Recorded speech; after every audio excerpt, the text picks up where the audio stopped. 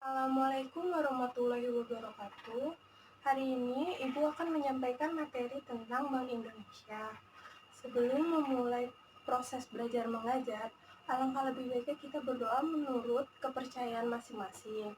Berdoa dimulai. Berdoa selesai. Ibu absen dulu ya anak-anak.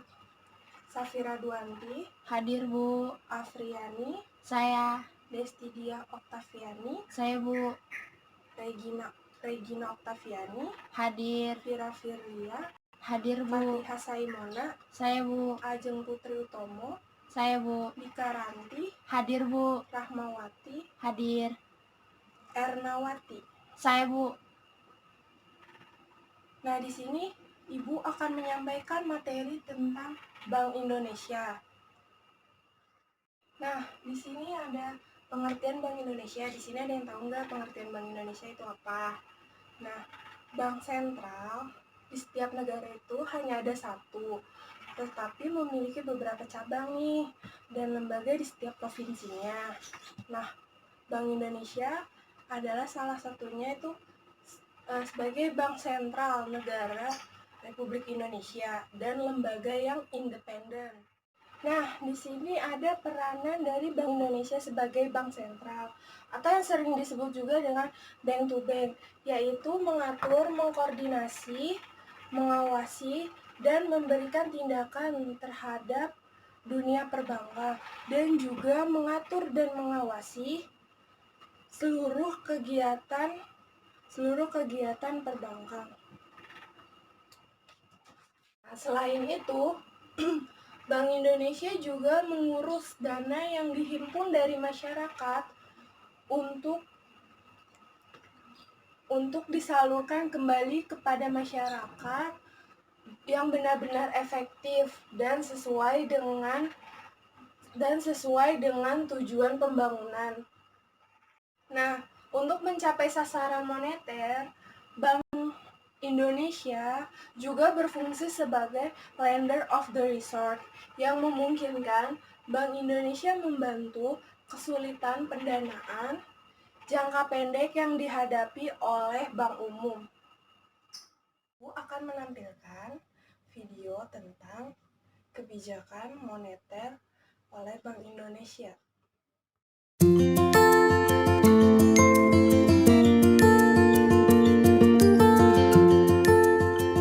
Kita mempunyai banyak kebutuhan, mulai dari kebutuhan dasar seperti makanan, pakaian, rumah, sampai dengan hiburan seperti nonton bioskop atau pergi berlibur. Untuk bisa memenuhi berbagai kebutuhan tersebut, kita memerlukan uang. Tentunya kita menginginkan supaya uang yang digunakan nilainya bisa stabil. Coba bayangkan apabila uang yang kita gunakan nilainya berubah-ubah atau bergejolak. Contoh ekstrimnya, hari ini untuk berbelanja kebutuhan bulanan, kita harus mengeluarkan uang Rp500.000. Tiba-tiba bulan depan ketika kita belanja bulanan lagi dengan jumlah barang yang sama, harganya naik jadi 2 kali lipat. Dengan uang yang ada saat ini, kita hanya mendapatkan setengah dari kebutuhan bulanan kita. Artinya, nilai uang kita telah berkurang separuhnya. Kenaikan harga yang berlebihan dan terjadi dalam waktu singkat seperti ini akan membuat kehidupan masyarakat menjadi semakin sulit. Fenomena kenaikan harga berbagai barang dan jasa secara terus-menerus disebut inflasi. Perekonomian pada dasarnya membutuhkan inflasi dalam tingkat tertentu dan wajar untuk dapat tumbuh. Namun, inflasi yang terjadi secara berlebihan akan sangat merugikan kehidupan kita sehari-hari. Jadi memang terbukti sangat penting kan untuk menjaga stabilitas harga atau nilai rupiah kita. Lalu, siapa yang bertugas menjaga dan memelihara kestabilan harga di Indonesia? Nah, ini adalah tugas dari Bank Indonesia sebagai bank sentral. Bank Indonesia bertugas untuk melaksanakan kebijakan moneter yang salah satu bentuknya adalah menjaga kestabilan harga. Dengan kata lain, BI berusaha menjaga tingkat inflasi berada dalam target yang ditetapkan oleh pemerintah setelah berkoordinasi dengan BI. Untuk tahun 2015, 2016, dan 2017, target inflasi masing-masing ditetapkan sebesar 4 ± 1%, sedangkan tahun 2018 sebesar 3,5 plus minus 1%. Nah, bagaimana cara BI untuk mencapai target inflasi tersebut? BI memiliki beberapa instrumen kebijakan moneter yang dapat digunakan. Tapi yang paling penting dan sering digunakan adalah suku bunga kebijakan BI atau biasa disebut BI Rate. Keputusan menentukan tingkat BI Rate dilakukan oleh Rapat Dewan Gubernur Bank Indonesia. Pengambilan keputusan terutama didasari oleh prospek pencapaian inflasi dan kisaran targetnya. Penentuan tingkat BI Rate ini akan mempengaruhi ekonomi dan inflasi di masyarakat. Apabila Rapat Dewan Gubernur BI melihat indikasi resiko meningkat dalam perekonomian, seperti jumlah uang beredar terlalu banyak, defisit transaksi berjalan membesar, utang luar negeri naik, tekanan inflasi ke depan diperkirakan lebih tinggi dalam kisaran targetnya, dan resiko faktor-faktor lain yang penting, maka BI akan menaikkan suku bunga BI Rate untuk mengendalikan resiko inflasi tersebut dan menjaga ekspektasi masyarakat. Di sisi lain, bila BI memandang tekanan inflasi ke depan terjaga, uang beredar cukup dalam perekonomian, serta resiko ekonomi terjaga, BI Rate dapat diturunkan. Namun kita juga perlu tahu bahwa inflasi di Indonesia juga dapat ditentukan oleh faktor lain, yaitu harga bahan makanan atau volatile food, dan harga barang akibat kebijakan atau administered price. BI juga menjaga inflasi di daerah tetap stabil. Caranya, BI bekerja sama dan berkoordinasi dengan pemerintah melalui forum kerjasama yang dinamakan Tim Pengendalian Inflasi Daerah. Bagaimana BI Rate dapat memengaruhi tingkat inflasi? BI Rate tersebut akan ditransmisikan melalui berbagai jalur seperti jalur suku bunga, jalur kredit, jalur nilai tukar, jalur harga aset, dan jalur ekspektasi. Jalur-jalur tersebut dinamakan transmisi kebijakan moneter. Nah, jadi kita kini bisa memahami jika BI menaikkan BI Rate dan sebaliknya juga jika BI Rate turun. Kebijakan ini semua dilakukan BI untuk menciptakan kestabilan harga dan perekonomian demi kesejahteraan kita semua.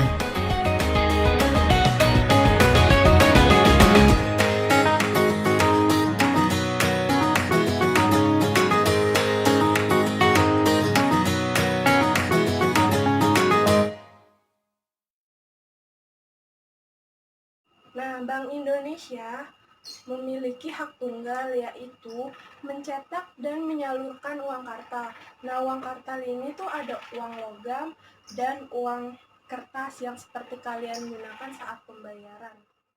Nah, di sini ada tugas dari Bank Indonesia, yaitu yang pertama itu ada mengendalikan jumlah uang yang beredar dan suku bunga guna memelihara kestabilan nilai rupiah. Nah, di sini ada tujuan dari Bank Indonesia. Nah, tujuan dari Bank Indonesia ini tertuang dalam Undang-Undang Republik Indonesia Nomor 23 Tahun 1999, Bab 3 Pasal 7, yaitu mencapai dan memelihara kestabilan nilai rupiah. Nah, di sini ada tugas Bank Indonesia. Yang pertama itu ada menetapkan dan melaksanakan kebijakan moneter. Bank Indonesia berwenang sebagai yang pertama itu ada menetapkan sasaran-sasaran moneter dengan memperhatikan laju inflasi yang telah ditetapkan. Yang kedua itu ada melakukan pemeliharaan moneter. Yang ketiga itu ada mengelola cadangan devisa. Kedua ini ada mengatur dan menjaga kelancaran sistem pembangunan. Bank Indonesia berwenang yang pertama itu ada menentukan alat pembayaran. Yang kedua itu ada memberikan persetujuan dan izin atas penyelenggaraan jasa pembayaran. Yang ketiga ada mengatur dan mengawasi bank. Nah, yang Bank Indonesia berwenang yang pertama itu ada menetapkan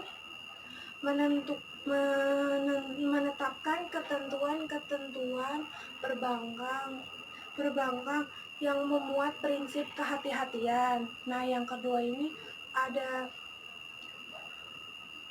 memberikan izin dan mencabut usaha bank.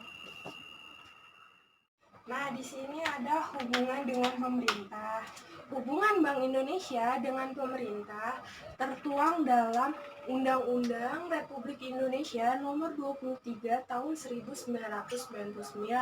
Yang pertama, Bank Indonesia sebagai pemegang kas pemerintah. Yang kedua, Bank Indonesia tidak memberikan kredit kepada pemerintah. Murid-murid ibu tahu nggak sih, Bank Indonesia itu terletak di mana? Bank Indonesia ini terletak di ibu kota Jakarta. Nah, Bank Indonesia ini dipimpin langsung oleh gubernur. Dalam hubungan dunia internasional, Bank Indonesia dapat bekerja sama dengan bank sentral negara lain yang dipersyaratkan bahwa anggota internasional atau lembaga internasional adalah negara. Maka Bank Indonesia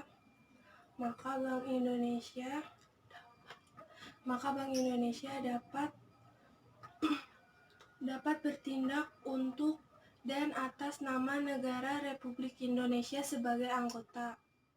Demikian materi yang dapat Ibu sampaikan pada hari ini. Kurang lebihnya mohon maaf. Semoga kalian semua dapat memahami atas apa yang telah Ibu sampaikan materinya. Semoga ilmu yang telah kita pelajari menjadi berkah bagi kita sendiri. Wassalamualaikum warahmatullahi wabarakatuh.